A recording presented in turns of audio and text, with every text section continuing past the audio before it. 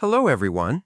In this video, I'll guide you through a candid look at Renderforest, an all-in-one creative engine that aims to be the only platform you need for video production, branding, and web design.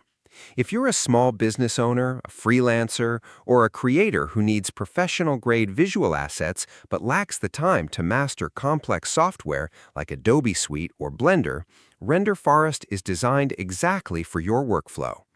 The platform's biggest strength is its massive cloud-based template library, which allows you to drag and drop your way to polished logo animations, marketing promos, and product mockups in minutes.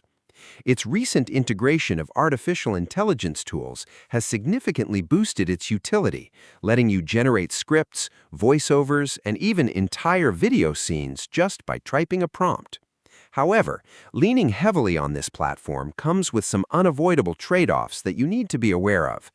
Because the entire ecosystem is built around pre-made templates, you will eventually hit a creative ceiling where your projects start feeling just a little too stock or generic, lacking that unique custom-branded flair you might get from a bespoke designer.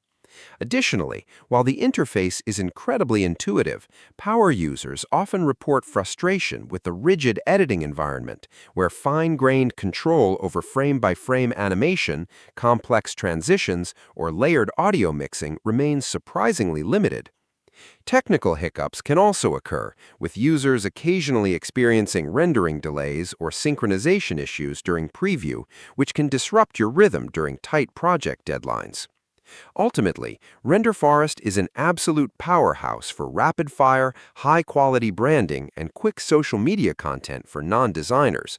But if you are aiming to build a deeply artistic, highly customized portfolio that demands total creative freedom, you will likely outgrow its template-based walls quite quickly.